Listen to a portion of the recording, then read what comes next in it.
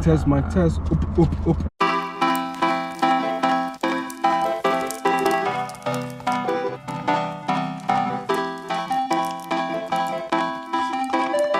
Welcome back to another one, y'all. Hope you're doing well. It's this man's 21st birthday.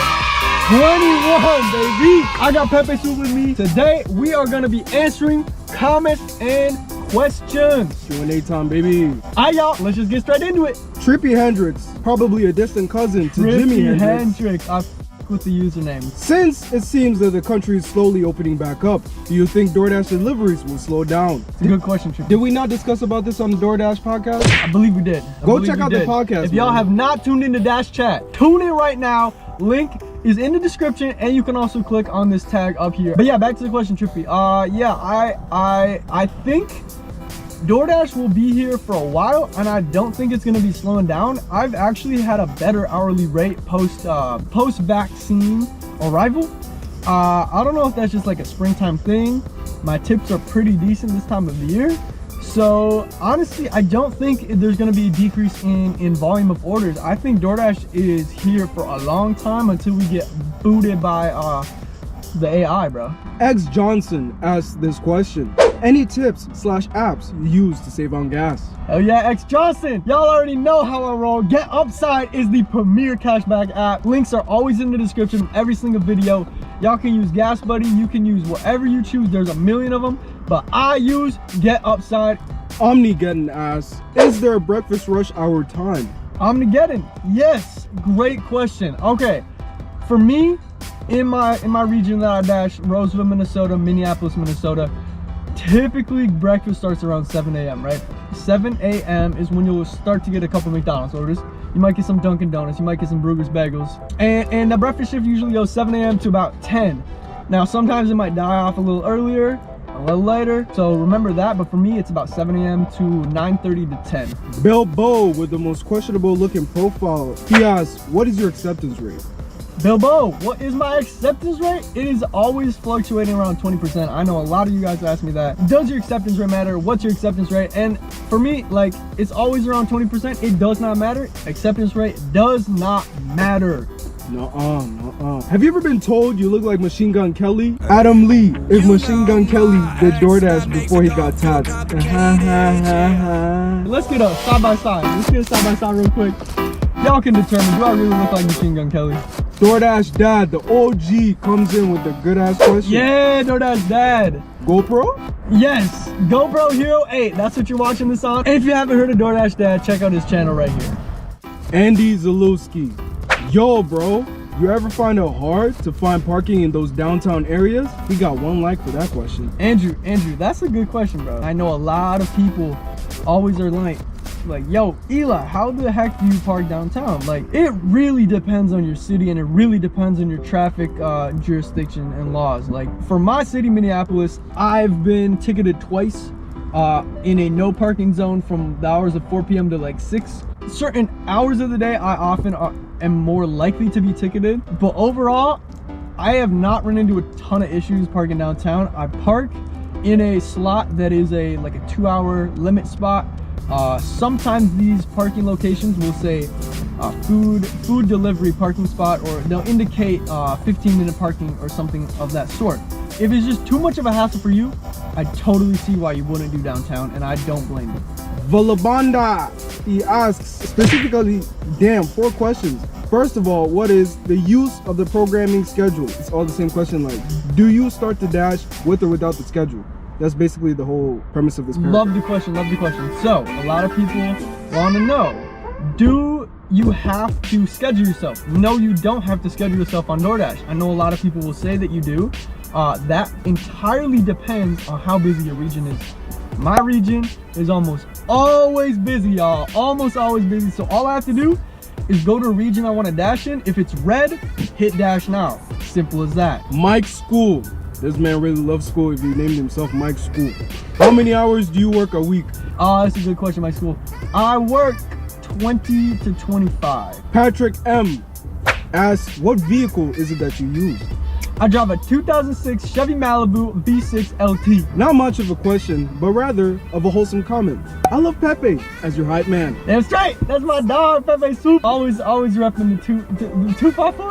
254 in the building, you Always heard? repping 254. Do you get catering orders? Is it separate from drive orders? Asks Tony King.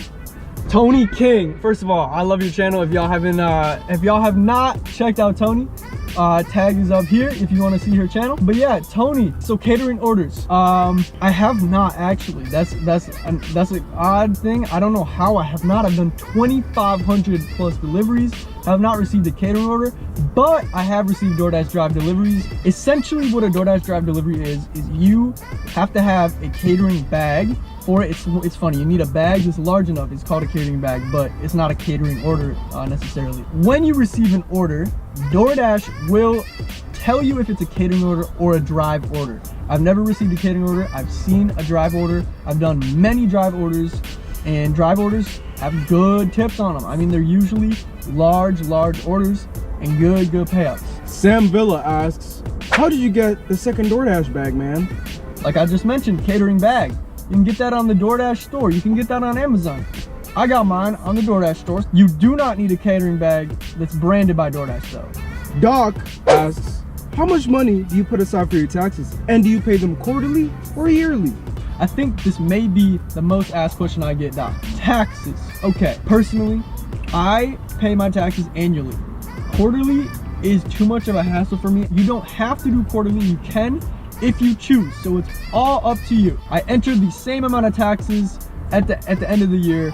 So for me, annually entering my taxes is just fine. I save 15% of my revenue that I make for taxes. Now you can save whatever you want. You could save 20%, you could save 30%. In the end, I only end up paying about 10% of my revenues to the IRS due to my tax deductions. Tax deductions are your mileage that you drive, your phone bill when you're on the clock, and supplies. So what you need to dash, I can mark my catering bag as an expense to deduct from taxes. Pixie V2 comments, please don't eat the trash you deliver. Keep healthy, bro.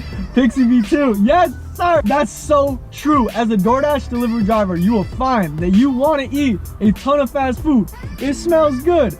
Don't fall to the temptation. I'm telling you, I've done this myself. Bring food in the car. You save a ton of money.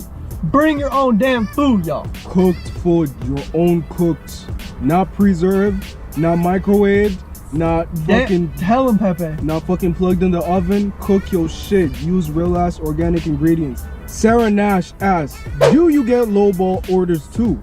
If so, how do you go about avoiding those? Sarah Nash, amazing question. I do get a ton of lowball orders. Okay, I'll get like $3, $5, $6 orders, maybe 10 of them in a row, and I gotta decline them all. Like, I'm not gonna drive 5, 6, 7 miles for a $4, $5 payout. It's not happening. The way to avoid lowball offers is try to dash in a more affluent area of your city. You'll tend to get orders from more expensive restaurants. That is not a 100% foolproof fix to not having lowball orders pinged to your screen, but you can do your best by trying to avoid the like lower income areas of your city to try to avoid lowball offers. Tim Yarborough, what app is it you're using to track the mileage? Most asked Good question, yo, good question. The app I use to track my miles, I use Gridwise and I use Everlance.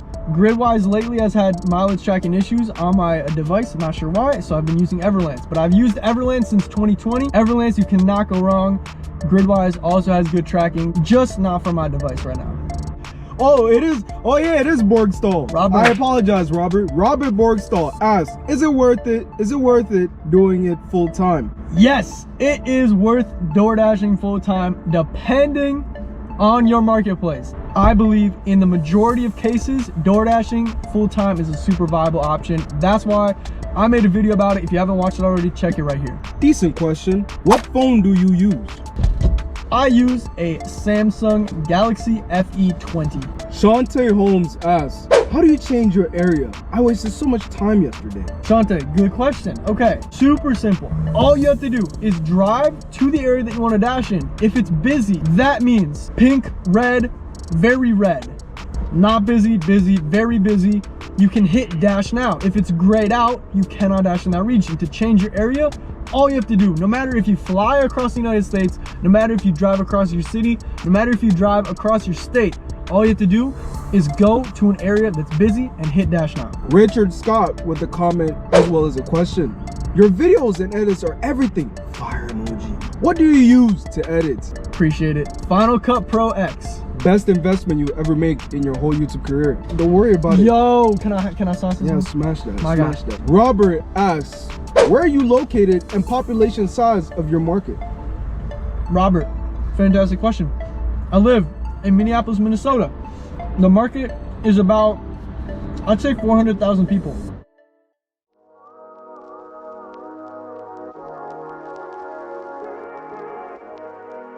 Eddie Lou. My middle-sized sedan is really hard parking a downtown in any city, even dinner time. What type of car is better for a dasher, Eli? We gotta pause for a quick second so this man digests his chicken. In my opinion, I would consider getting yourself like a Honda Civic, a Toyota Corolla, a Camry, like Honda Accord even. I mean, those are just really, really solid brands that make like really dependable cars. I know Hondas and Toyotas are great.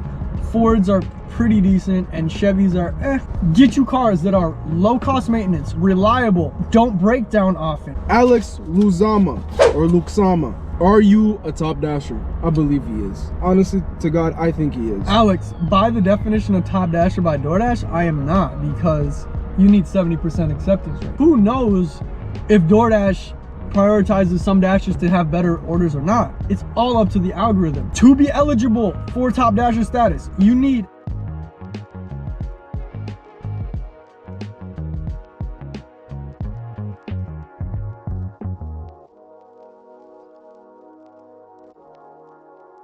Jordan Scholl. Is DoorDash better than Uber Eats? Jordan, I believe DoorDash is much better than Uber Eats. Hear me out, hear me out. DoorDash currently has about a 55% food delivery market share. Uber Eats has about a 23%. The stats will be shown right here. Uber Eats is doing all right. Postmates, Grubhub, the littler guys. Grubhub is up there too. Grubhub has like a 20%, I believe, market share.